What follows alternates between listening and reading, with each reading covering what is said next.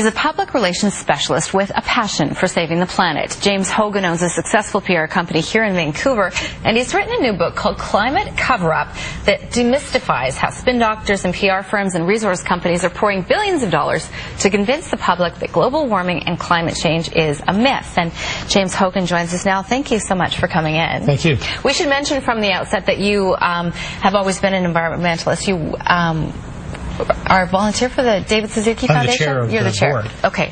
So this has always been a passion of yours. Yeah, I've certainly been concerned about climate change for a number of years, but I wouldn't describe myself as an environmentalist. Okay. I'm a fairly, successful business guy who enjoys life the way successful people. Now, is that because environmentalist is a bad word? Well, it's not really. I've never really been an activist, but I am a PR guy, and I study my industry. I've been in the PR business about 30 years, and I came across this story. I've always been annoyed by people who are deceitful in public debates, and this book is all about a deceitful public relations campaign that's aimed at confusing the public about climate science. And that's something that you discovered in your business, being a public relations specialist, that there are just as many companies hire PR people and spin doctors to try and cast doubt in the minds of the public, which the court of public opinion is the most important thing, to suggest that climate change isn't happening. And that didn't start until the 90s. Most people in the public relations business understand that public debates and informed public decision making take place when you balance advocacy with honesty. But there are some people who are just pure advocates, and they'll go so far as to just, put this kind of a campaign. We called it a confusion campaign because it was aimed at creating doubt about legitimate climate science.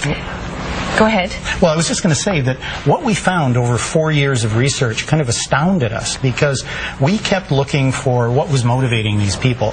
We just kept finding the answer to that being money, and then we would ask, what kind of qualifications do these people have? It's very difficult to find a legitimate climate scientist who is not worried about climate change. So here's what it seems like in the beginning chapters, at least. Basically, in the 70s and 80s, all of the scientists who were true scientists agreed that climate change and global warming was imminent unless we did something, and it was man-made.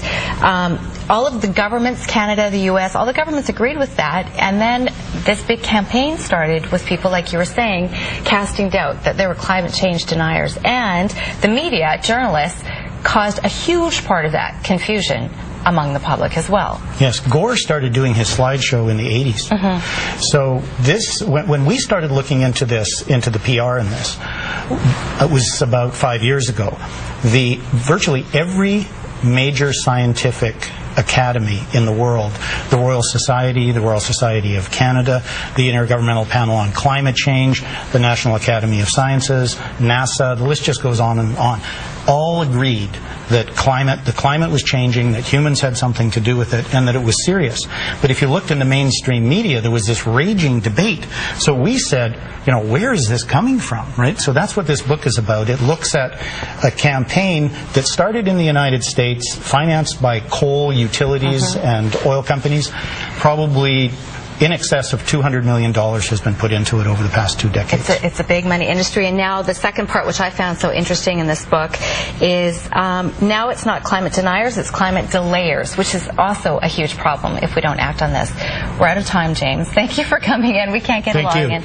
But it is great talking about how the Stephen Harper government has taken to heart this Bush administration-like tactics to try and deny or delay climate change exists as well. So it's absolutely worth a read to educate yourself about how we can all get manipulated. Wesla, time to take a look at our weather forecast. It's such a interesting topic, Randine. It is. We could go for hours about it. We could keep James here for the rest of the hour. Well, let's focus on micro weather, like what's happening here in Metro Vancouver right now. And we are dealing with cloudy skies today. It's not